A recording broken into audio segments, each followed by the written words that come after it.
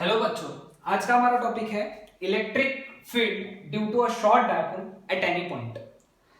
ये टॉपिक पढ़ने से पहले ये रिजल्ट हम लोगों को याद होना चाहिए। इन पे मैंने सेपरेट वीडियो लेक्चर्स बनाए हैं, आप देख सकते हो। अगर आपको याद है तो well and good. Electric field at axial point is 1/4πε0 twice p upon r cube, where p is electric dipole moment and r is the distance.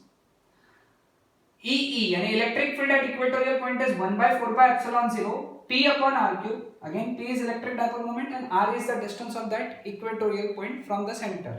R is distance of axial point from the center, equatorial point from center.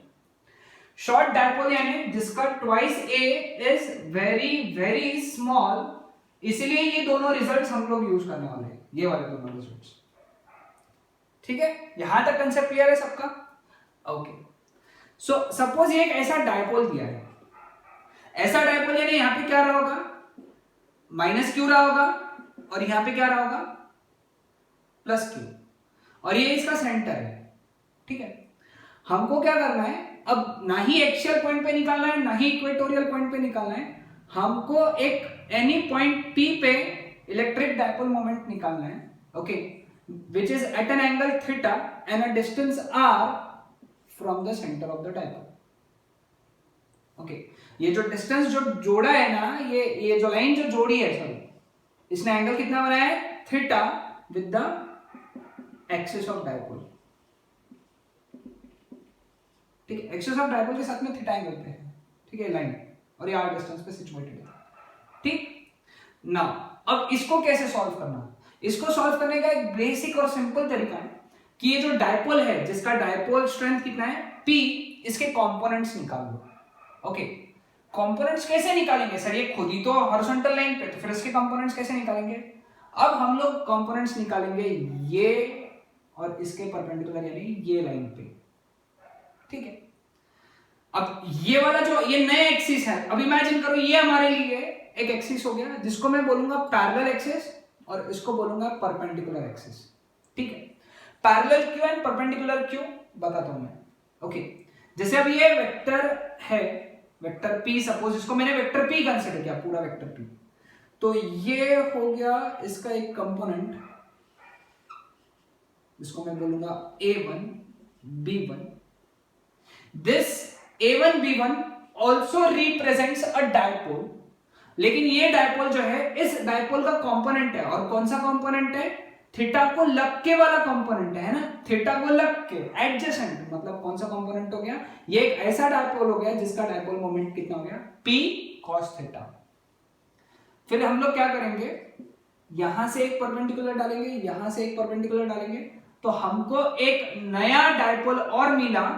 Okay, नया dipole एक ऐसा मिला हमको जिसमें ये हो गया A2 और ये हो गया B2। अब ये जो डायपोल है ये कैसा है, इस लाइन को परपेंडिकुलर, इसलिए हो गई हमारी परपेंडिकुलर एक्सिस और ये हो गई पैरेलल एक्सिस। अब ये जो नया डायपोल है इसका वैल्यू कितना हो गया, ये P का थीटा को नहीं लगने वाला कंपोनेंट है, मतलब कौन सा कंपोनेंट हो गया, P sin थीटा। तो अब मैं A B नहीं देखूंगा, अब मैं देखूंगा सिर्फ A1 B1 और A2 B2। A1 B1 एक नया डायपोल समझ लो। ओके, A1 B1 एक नया डायपोल, A2 B2 नया डायपोल, और ये दोनों डायपोल जो है इसके कंपोनेंट हो गए। आया ध्यान में? अब A1 B1, for A1 B1 what is dipole moment, dipole moment is P cos theta, and the point P, our point P, जहां पे हमको क्या निकालना था, electric field, it is axial point, okay, at a distance small r from center of dipole। समझे? देखो concept देख लो। अब ये डायपोल के ये कैसा पॉइंट हो गया, एक्सियल पॉइंट हो गया ना, ये नया जो डायपोल बना A1 B1, इसका ये P पॉइंट कैसा हो गया, एक्सियल पॉइंट हो गया, at a distance small r from the, ये जो डायपोल है इसके सेंटर से। ठीक है, तो electric field at point P, okay, due to this dipole, इसको मैं बोलूंगा 1। okay, इसको हम लोग E1 ही बोलेंगे, लेट अस से E1 that is equal to 1/4πε0। Axial point पे इलेक्ट्रिक फील्ड कितनी होती है, twice into electric dipole moment. अब पी नहीं लेना है, इसका इलेक्ट्रिक डायपोल मोमेंट कितना है a1 b1 का, p cos theta, twice p cos theta upon r square. ठीक है, नाउ a2 b2 जो है, ये जो एक डायपोल है a2 b2, इसका डायपोल मोमेंट कितना है, p sin थीटा। और अब ये डायपोल पे ही ध्यान दो, a2 b2 का ये सेंटर है, और सेंटर से ये पॉइंट P कितने दूरी पे सिचुएटेड है, at a distance r on equator, इसके इक्वेटर पे है। सो P is equatorial point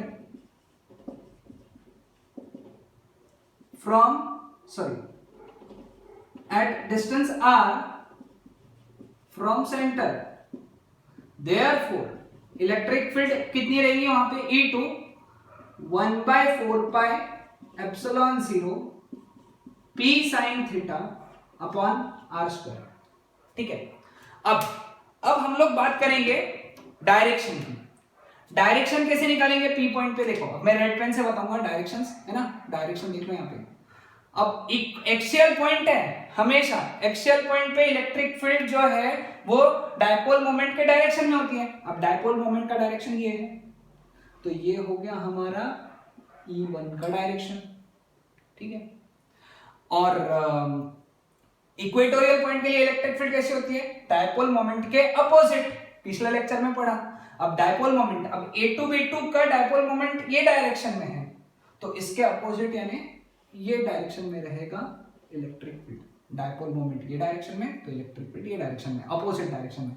concept ध्यान में आया, ओके, क्लियर है सबको। तो ये रहेगा इसका resultant, net electric field at point P which is at an angle alpha. Clear? Now it is clear कि E1 is perpendicular to E2, therefore net electric field at P is equal to EP under root of E1 square plus E2 square। अब इन दोनों का square में जो common term है वो square के बाहर निकल के रूट से भी बाहर निकल जाएंगी। तो कॉमन टर्म कौन सी है, 1/4πε0 p/r स्क्वायर, ये कॉमन है, तो ये रूट के भी बाहर चल जाएगी। 1/4πε0 p/r स्क्वायर कॉमन चलेगी। तो रूट में पहले वाले से कॉमन क्या निकलेगा, 2 cos थीटा का स्क्वायर यानी 4 cos square theta, plus root में इसका, इसमें कौन बचा, 1/4πε0 p/r स्क्वायर बाहर चला गया, तो बचा क्या, sin थीटा, उसका स्क्वायर यानी क्या हो गया, sin स्क्वायर थीटा। ठीक है, समझ में आया सबको यहां तक। अब सिर्फ लिखने का तरीका चेंज करेंगे हम लोग।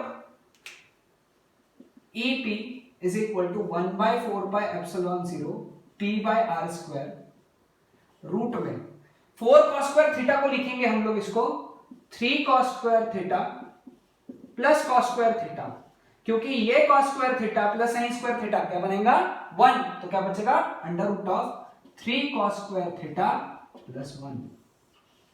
ये बन गया हमारा फॉर्मूला।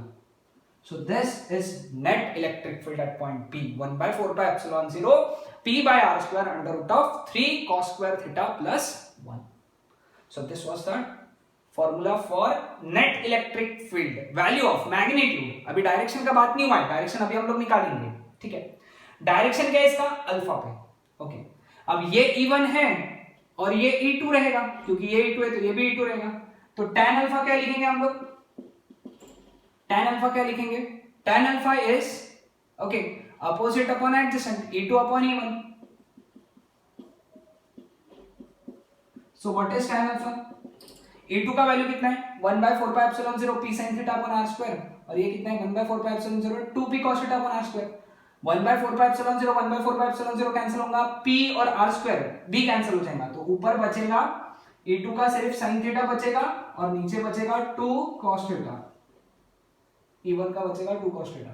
तो अल्फा कितना हो गया, tan inverse 1/2 sin theta upon cos theta tan theta. So this is the direction of net electric field with E1. Okay, with E1. लेकिन देखो बहुत बार प्रॉब्लम में कंफ्यूज क्या करते, तुमको पूछते what is the direction of net electric field with axis, dipole के axis से डायरेक्शन पूछते।